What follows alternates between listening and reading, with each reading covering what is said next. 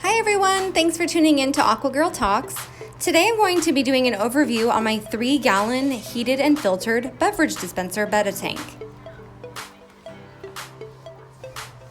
The tank has been running for approximately 3 years. While it would be convenient to use the spout on the beverage dispenser for water changes, I had my husband seal it with aquarium silicone before we filled it with water 3 years ago. The filter I'm using for this 3-gallon tank is a 10-gallon sponge filter connected to an air pump and a Tetra HT10 heater. The air pump I'm using to power this sponge filter is called an Atlam Aquatic S1 Nano Air Pump.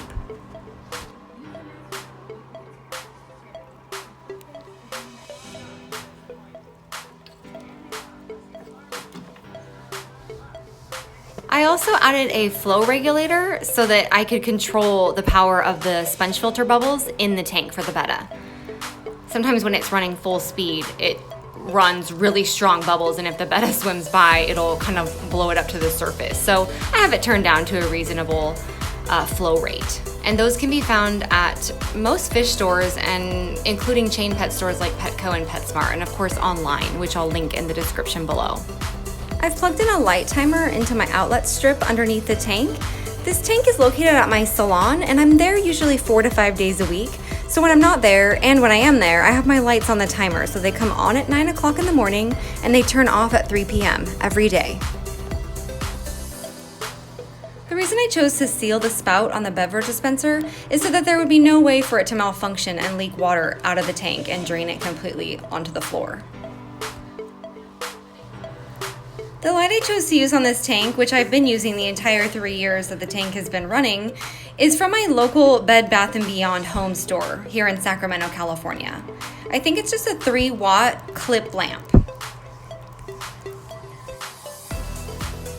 The plant species I'm using in this tank include Java fern, Java moss, Anubias, crypt parva, frogbit, which is the floating plant at the top, along with Salvinia cuculata. The substrate I'm using in the tank is fluval stratum.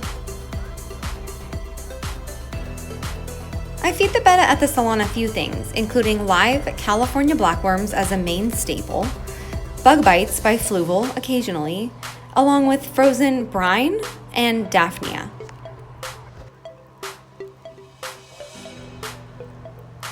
In the beginning of this video, I showed the top view of the tank, and you could see that in between the frogbit, the floating plants, that there was some brown leaves. I include Indian almond leaves in my Betta tanks just because it's something from a Betta's natural environment, and the tannins released in the leaves make for a more comfortable environment for the Betta fish. And lastly, my water change schedule for this tank is about 50% once a week using remineralized reverse osmosis water.